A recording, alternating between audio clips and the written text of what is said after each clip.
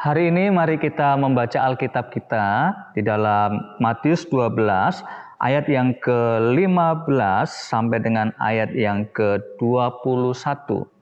Injil Matius pasal yang ke-12 ayat yang ke-15 sampai dengan ayat yang ke-21. Saya akan membaca ayat yang ke-17. Supaya genaplah firman yang disampaikan oleh Nabi Yesaya, dan ayat 18, lihatlah itu hambaku yang kupilih, yang kukasihi, yang kepadanya jiwaku berkenan, aku menaruh rohku ke atasnya, dan ia akan memaklumkan hukum kepada bangsa-bangsa. Saudaraku dikasihi Tuhan, pelayanan Tuhan Yesus Kristus di atas muka bumi, kedatangan Tuhan Yesus Kristus di atas muka bumi untuk menggenapi apa yang sudah Allah firmankan melalui hamba-hambanya. Dan secara khusus dalam perikop ini, Yesus menggenapi nubuatan yang diucapkan melalui Nabi Yesaya.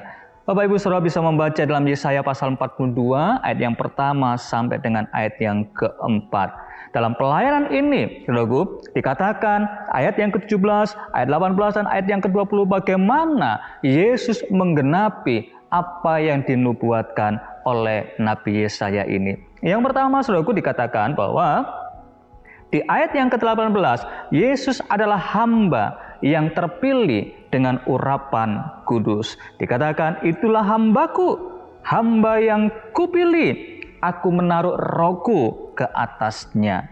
Yesus adalah hamba Tuhan yang dipilih dan dia adalah orang yang ada dalam pengurapan Tuhan.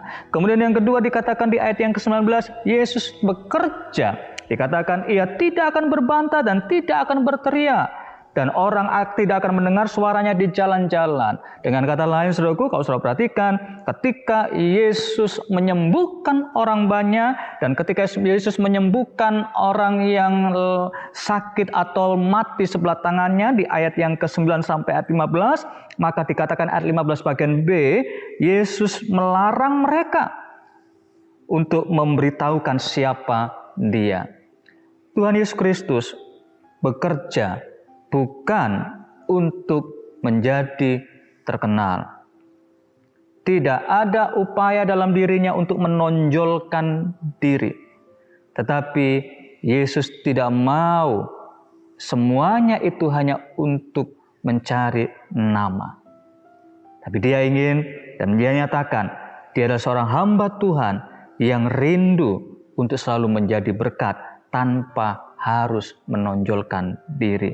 Nah, saudaraku, kemudian di ayat yang ke-20 juga sangat jelas bagaimana di dalam Yesus Kristus orang-orang yang lemah akan mendapatkan kekuatan. Bulu yang tak patah, terkulet, tidak akan diputuskannya. Bapak Ibu Saudara semuanya, ketika dalam kelemahan, di dalam Yesus ada kekuatan. Dan yang keempat dikatakan, Yesus itu pusat pengharapan bagi banyak bangsa. Yesus adalah pusat pengharapan bagi semua bangsa.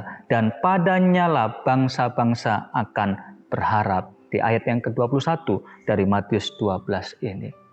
Saudara dikasih Tuhan, apakah saudara hari ini lemah? Apakah saudara hari ini tidak berpengharapan? Ayo datang kepada Yesus. Dia sumber pengharapan, dia sumber kekuatan kita. Tuhan Yesus memberkati Bapak Ibu Saudara semuanya. Shalom.